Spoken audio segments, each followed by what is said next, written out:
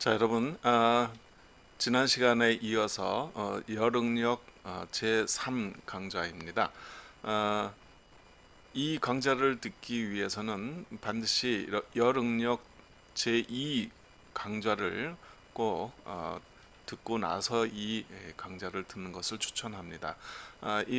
이번에는 그 열응력 및 열 변형률의 구체적인 그 역학적 관계식 도출과 또 그 관계식의 해법에 대한 이런 내용을 다루는 부분이기 때문에 조금 더 좀 복잡한 측면이 있습니다. 따라서 이 전체를 다 이해 못하는 경우라 하더라도 중간까지의 개념적 설명까지 이해하셔도 굉장히 큰 진전이다라고 볼 수가 있습니다. 그 수식이 나오기 이전까지의 그런 그 개념적 이해를 하시는 것까지라도 이 강좌를 이해하시기 부탁드리겠습니다. 자, 앞서서 봉제 한 개에 대한 모델을 통해서 설명을 드렸는데, 이 봉제 한 개에 대한 그런 가정은 지나친 가정이다라고 볼 수가 있습니다. 즉, 강체에 의해서 완전한 구속이었다.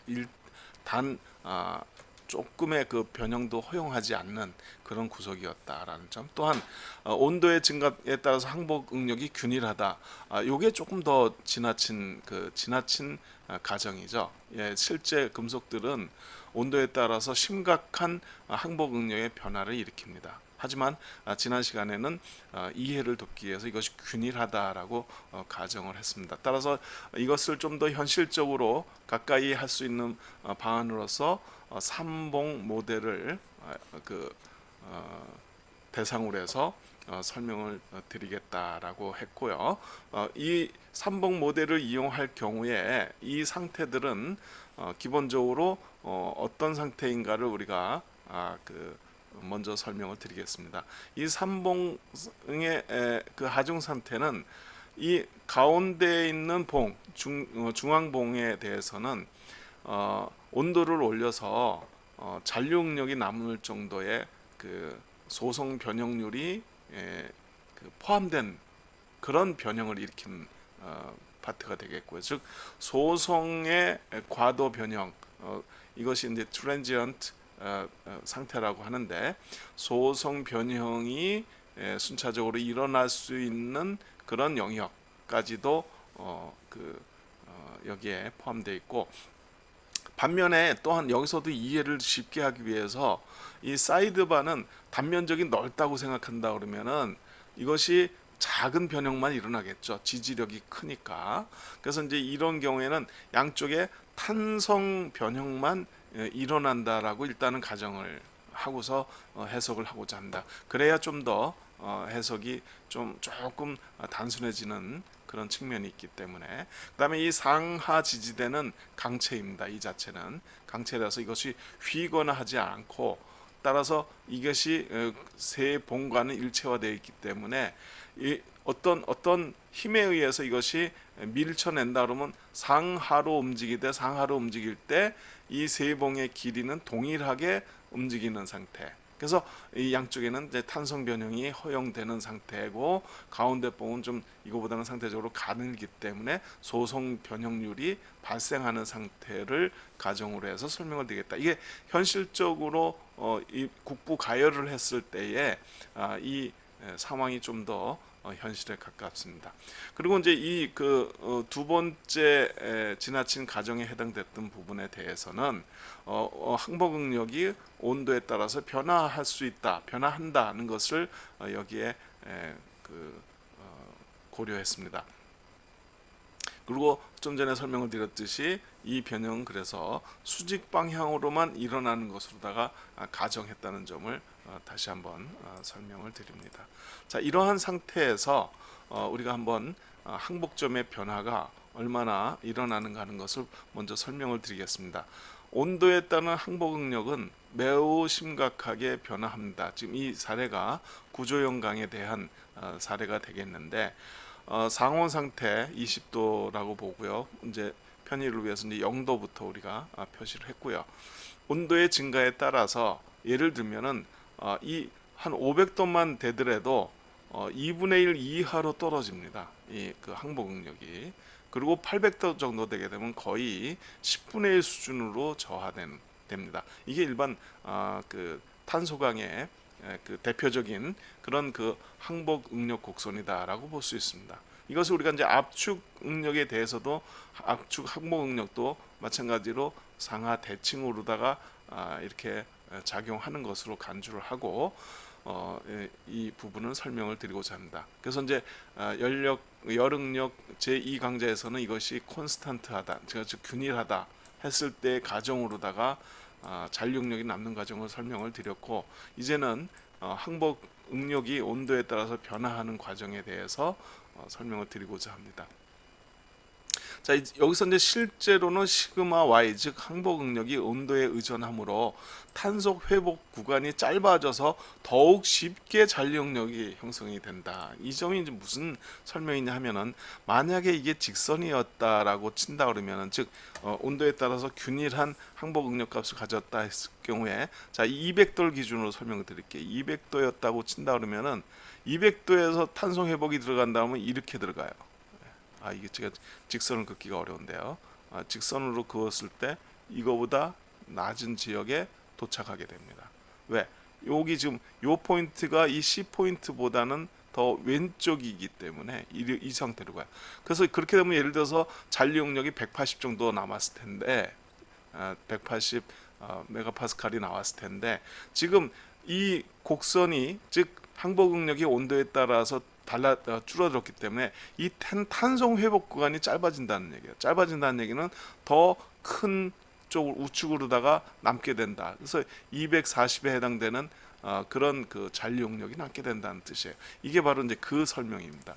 이것이 온도에 따라서 균일했다고 한다 그러면 이 영역에서 잔류 응력 값이 작게 나타날 수 있는데, 이것이 오히려 이렇게 온도에 따라서 항복 응력이 낮아지기 때문에 잔류 응력은 더 쉽게, 더 크게 생성될 수 있다는 겁니다. 근데 커봤자 상온에서의 항복 응력 값으로 최대값은 정해져 있다. 이건 다시 한번 이렇게 설명을 드릴 수가 있겠습니다. 자, 그래서 이제 이 실제 강의 경우에 열 팽창 계수는 대략 1.2 곱하기 10의 마이너스 5승 레벨입니다. 이런 정도 같고요. 그 다음에 탄성 계수는 이 영역, 그 다음에 항복점은 이제 강의 종류에 따라서 매우 넓게 분포를 하게 되는데, 이런 정도 상황이 되겠습니다. 그래서 이제 이런 경우에 항복 응력에 도달하는 온도 증분량은 약 90도 정도, 따라서 탄소 회복 구간은 약 180도 정도에 해당되는 델타 TL이, 따라서 보시게 되면 여기서도 이제 요 그림에서 보실 때 여기서부터 여기까지가 180도죠. 180도 증분이 일어났을 경우에 이 냉각하게 되면은 잔류 응력이 이 탄성 범위 구간 안으로 끝나는 기간이 있다. 이거보다 온도가 높게 되면은 여기서 이제 소성 변형이 일어나는 그런 영역에 접어들게 된다라고 말씀을 드릴 수가 있겠습니다. 자, 그래서 이런 그 항복 응력 곡선, 즉 온도에 따른 항복 응력 곡선을 고려해서 삼봉 시스템에 대한, 삼봉 모델에 대한 해석을 설명을 드리면 다음과 같다는 것이죠. 자, 앞서서와 같은 개념입니다. 여기서 온도에 따라서 가열을 했다가 또한 냉각을 하는 경우를 시뮬레이션 할 건데, 이 가운데 봉만 가열을 하는 케이스입니다. 즉 가열을 하는 온도가 이렇게 C점에 도달할 때까지, 여기까지 가열을 했다가 다시 냉각하는 경우에 해당이 되는 것입니다. 그래서 그때의 그 응력의 변화는 가열하는 동안에는 A 과정을 A로부터 시작을 해서 B 포인트까지 가고, 그 다음에는 요 항복 응력을 따라서, 온도에 따른 항복 응력을 따라서 이동이 되다가 여기서 최고 온도에서 냉각이 시작되죠. 냉각될 때는 이제 탄성 변형 구간을 지나게 됩니다. 그래서 이것이 이제 이 항복점에 도달하게 되면 이때부터는 다시 또 소성 변형 구간으로 접근하게 됩니다. 그래서 가열은 A, B, C 구간 동안이 가열이 된 것이고 C, D, E 구간 동안이 냉각 과정입니다. 그래서 이제 가열이 A에서 B에서 C 포인트까지가 가열이 되겠고 A, B는 탄성 영역이에요. 탄성. 이때 이제 압축이죠. 이 아래가 압축이고 여기가 인장입니다. 압축 항복 응력에 도달할 때까지 탄성 변형이 또는 탄성 응력 상태라고 볼 수 있고요. BC는 이건 압축 항복 응력을 따라서 유지하는 구간입니다. 그래서 온도의 증가에 따라서 항복 응력이 감소하기 때문에 자연적으로 그에 따라간다라고 볼 수가 있겠습니다. 그다음에 이제 냉각 과정이 C, D, E 포인트를 지나는 과정이 되겠는데 C에서 D는 이제 수축하는 단계예요. 근데 이미 압축돼 있기 때문에 이게 압축 탄성 영역. 그다음에 이거 인장 탄성 영역이에요. 그 다음에 계속 줄어드니까요.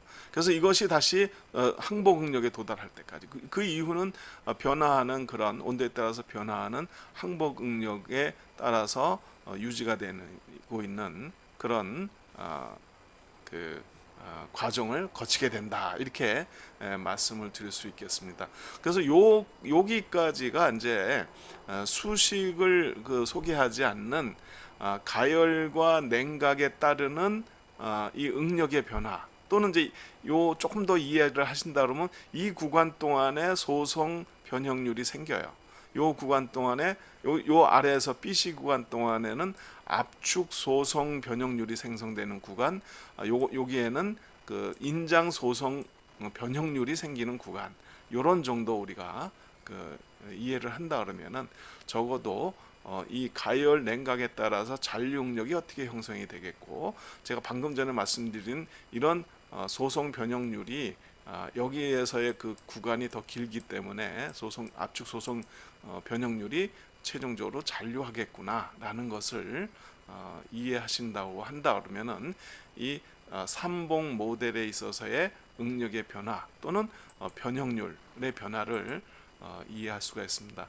그래서 여기까지는 반드시 그 정성적인 측면이기 때문에 이해를 하시고 이후에는 이 각 과정에 있어서의 역학적 관계, 즉 스트레스 스트레인, 응력과 변형률의 값들이 어떻게 결정되는가 하는 것을 수식으로 설명하는 부분입니다. 그래서 그 부분은 이해가 안 된다면 지금은 접어두시고 다음번 열응력 4단계 그 다음에 열 변형에 대한 강좌로 넘어가셔도 무방하겠습니다. 자, 앞서 이제 설명을 드렸듯이 이 A, B, C, D, E 과정에 있어서의 변형과 응력의 구체적인 관계식들에 대한 설명입니다. 이 점에 대해서 이해가 되지 않는다고 하더라도 이 부분이 이해가 되지 않는다 하더라도 걱정하지 마시고 다음번 열응력 4단계 그다음에 열 변형 강좌 부분으로 일단은 넘어가셔서 그쪽 부분을 이해하시는 것도 크게 도움이 된다, 또 무방하다 이렇게 말씀을 드리도록 하겠습니다. 어쩌면은 이 수식으로 전개된 이 부분을 정확하게 구하고자 하는 부분은 이런 열 기계 역학적 측면에서의 공부를 하는 대학원생 이상 부분에 있어서 또는 연구원에 있어서는 해볼 만한 그런 부분이다 이렇게 추천을 드립니다. 먼저 이제 A, B 구간입니다. A, B 구간은 탄성 영역 구간이에요. 압축 탄성 변형과 탄성 변형률과 탄성 응력이 존재하는 구간이 되겠다. 이때 이 평형방정식이라는 것은 이 삼봉의 시스템에 있어서 이 강체로 이루어진 상하 구속체가 이렇게 움직일 수는 있다고 했고 이 내에 있어서는 강력하게 구속이 되어 있다. 따라서 어떤 온도가 정지해 있다면 그 온도에 정지해 있다면 그 상태에 있어서는 더 이상 움직이진 않게 되겠죠. 이 자체에서 평형이 일어나겠죠. 이때 여기서는 팽창에 의한 이 봉에 가해지는 압력, 이 위로 미는 힘이 되겠고 대신에 이 양쪽에서는 아래로 잡아당기는 힘. 그래서 이 방향을 그런 상태에서 평형을 이룰 것입니다. 이걸 y 방향이라고 했을 때에 시그마 fy는 제로다. 어떤 주어진 온도에서 이것을 만족하는 것이 평형 방정식이에요. 네. 그래서 여기서 밀치는 힘만큼 여기서는 당긴다. 이렇게 얘기해도 동일한 것이 되겠죠. 그것이 수식적으로 말할 때는 y 방향의 힘의 합력은 제로이다. 이렇게 힘의 평형을 이루고 있다. 이렇게 얘기할 수 있는 것입니다. 그 식이 이 식이에요. 즉 이것이 중앙 부위에 있는 당기는 가열할 때니까 밀어내는 힘이에요. 밀어내는 힘이다. 이렇게 볼 수가 있고 여기서 이제 재료가 당하는 건 밀어내기 위해서는 이 재료는 압축 응력이 가해진 상태죠. 이것이 양쪽 봉에 대해서 지지하고 있기 때문에 양쪽 봉의 힘의 성분에 해당이 되는 것입니다. 그래서 평형 방정식은 시그마 F는 제로다라는 그 힘의 평형 방정식이라는 것을 적용하면 돼요. 어렵지 않은 내용이 되겠죠. 그 다음에 이제 구성 방정식이라는 건 뭐냐 하게 되면은 이 탄성 관계, 이거 탄성범위라고 그랬죠. 탄성 관계에 있어서는 이 후크의 법칙이 적용이 된다 그랬어요. 후크의 법칙, 즉 변형률과 응력과의 관계식에 해당되는 것입니다. 이 관계식 자체가 구성 방정식이 되는 것이죠. 예. 이것에 합당한 적용되는 방정식이다라는 뜻으로 이해하시면 됩니다. 따라서 이때에 시그마 S는 즉 사이드 봉에 있어서의 탄성 범위가 분명히 존속하고 있기 때문에 이렇고, 그다음 물론 이 가운데 봉도 탄성 범위에 존재할 때입니다. 지금 이 그림의 기준이 가운데 센터 미들 봉의 상태를 나타내는 것이기 때문에 이때 실제 이제 이 입실론 S와 입실론 M은 변형률은 지금 같이 움직이기 때문에 사이드 봉이든 미들 봉이든 변형률은 최종적으로 나타난 변형률은 동일해요. 그게 이제 적합 조건이에요. 이거는 지금 구속에 의해서 우리가 이 봉 자체가 휘거나 이 가로 지지대가 휘거나 하지 않는다라고 봤기 때문에 이 세 개의 봉은 길이가 늘어나고 줄어드는 것에 대해서는 같은 공동 운명체가 되는 것이죠. 따라서 그 조건이 바로 이 구속 조건에 해당되는 것이 요 적합 조건이라고 표현한 것입니다. 그래서 이때의 상태는 같이 움직여지기 때문에 여기서 지금 팽창하려고 하죠.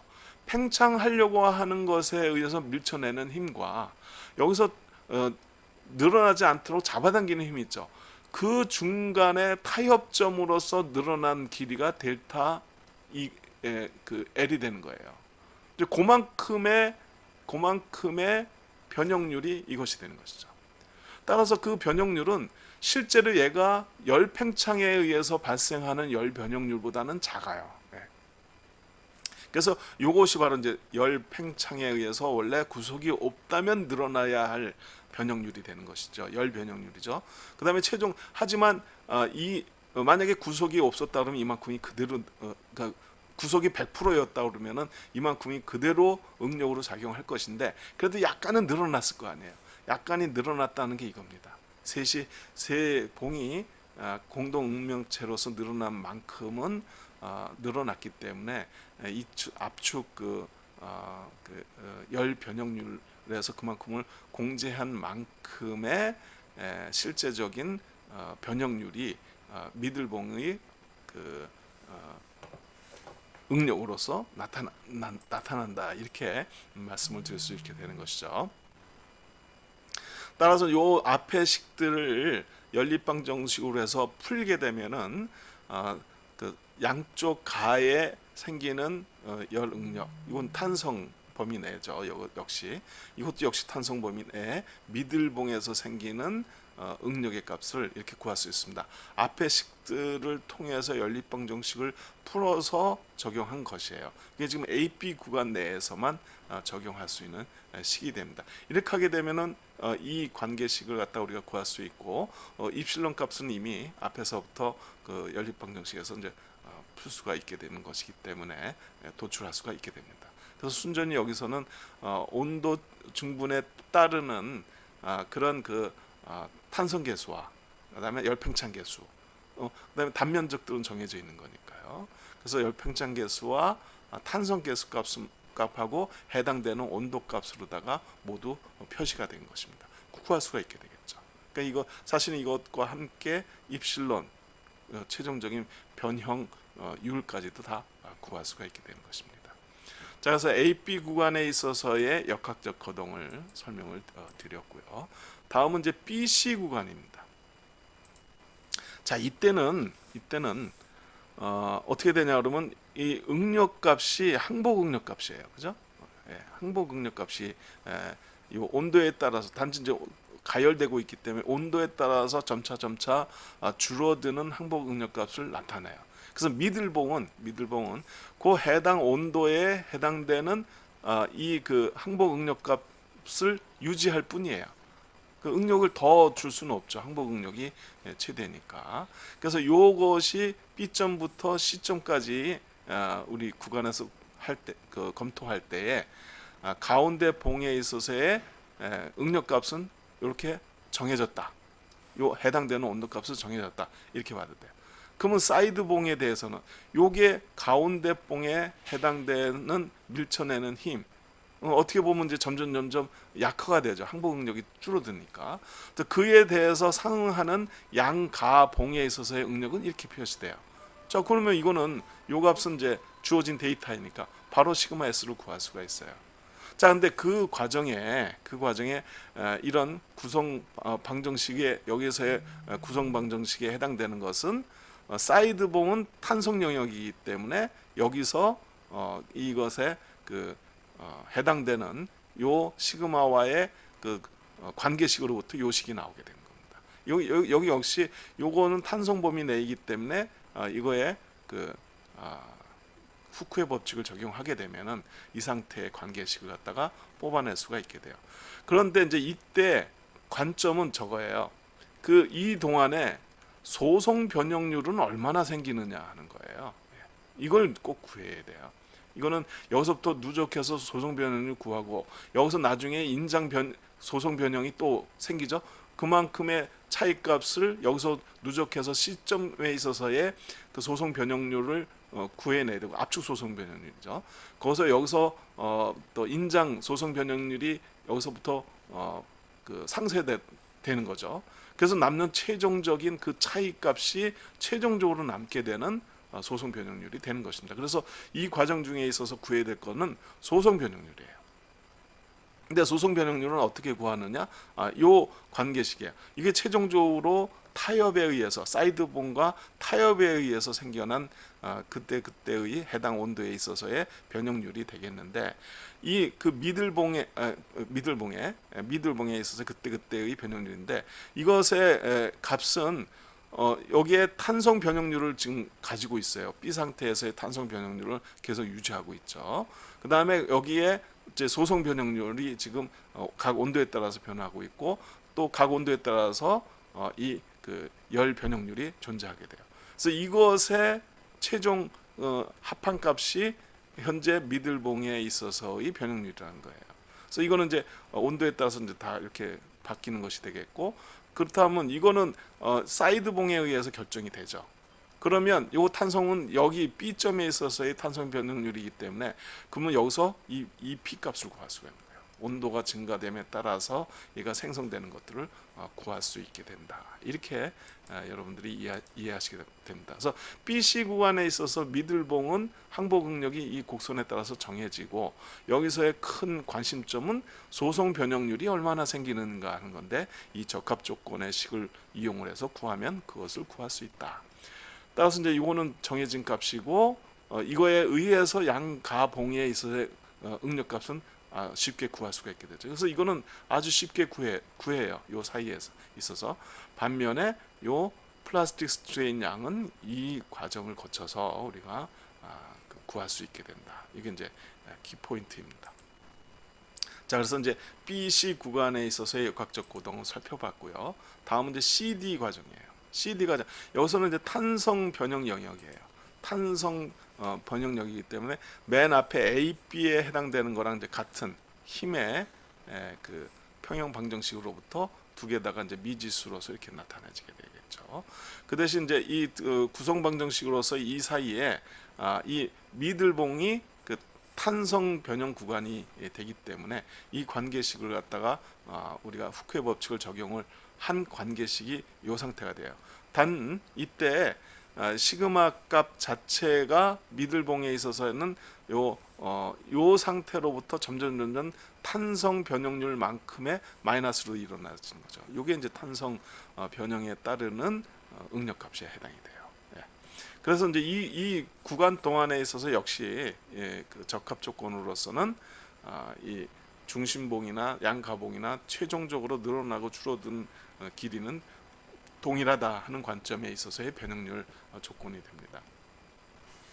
자, 그래서 이 관계식을 이제 유사하게 AP 구간과 유사하게 적용을 해서 보게 되면은 양가 쪽의 봉의 시그마 값, 즉 응력값이 구해질 수가 있게 되고요. 이때 소성 변형률은 요 C 상태에서 더 이상 증감이 없습니다. 단지 이 여기에서 탄성 변형률만 변화될 뿐인 것이죠. 자, 그래서 이렇게 CD 구간을 해석할 수 있다라고 설명을 드릴 수 있게 되겠고요. 마지막으로 이제 DE 구간입니다. DE 구간은 역시 여기는 소성 변형이 일어나는 구간이에요. 그 미들봉에서. 그래서 이 미들봉은 이때의 항복 응력 값을 그대로 해당되는 온도에서 이 값을 유지해요. 그러니까 이거는 이제 데이터로부터 주어지는 값이다 이렇게 볼 수 있죠. 반면에 이제 평형 방정식을 통해서 이 사이드봉의 시그마를 구할 수 있죠. 이건 아주 쉽죠. 그다음에 이제 여기 부분에 있어서 사이드봉은 여전히 탄성 구간이에요. 탄성 구간이니까 이건 후크의 법칙이 그대로 적용이 된다. 그래서 구성 방정식을 적용하게 되겠고요. 여기서 우리 관심이 될 것은 여기서부터 플라스틱 스트레인이에요. 플라스틱 스트레인이 얼마만큼 일어날 것이냐. 이것은 앞서 BC에서 구했던 그 방법을 그대로 적용을 해서 우리가 구할 수가 있게 되는 것이죠. 그래서 그렇게 구할 수 있는 부분이 요 두 개는 쉽게 되겠고, 요 두 개는 쉽게 결정이 되고, 그 플라스틱 스트레인은 요 과정. 그래서 이제 요 부분이 시점으로부터 이 시점에 있어서의 변형률의 이 상태로부터 지금 현재의 요 차이만큼이 되는 것이 되겠죠. 그래서 이제 요만큼에 해당되는 것이 사실은 여기에 있어서의 변형률의 변화량에 해당이 되고, 그래서 이 플라스틱 스트레인은 결국은 그 관계식으로부터 구할 수 있게 된다 하는 것이 됩니다. 그래서 결과적으로는 이게 최종적으로다가 이제 얼마의 소성 변형률이 남게 되느냐까지도 온도를 내려가면서 적용을 시키게 된다 그러면은 구할 수가 있게 되는 것이죠. 자, 이렇게 본다면 우리가 이 3봉 모델을 통해서 우리가 다음을 해석할 수가 있었습니다.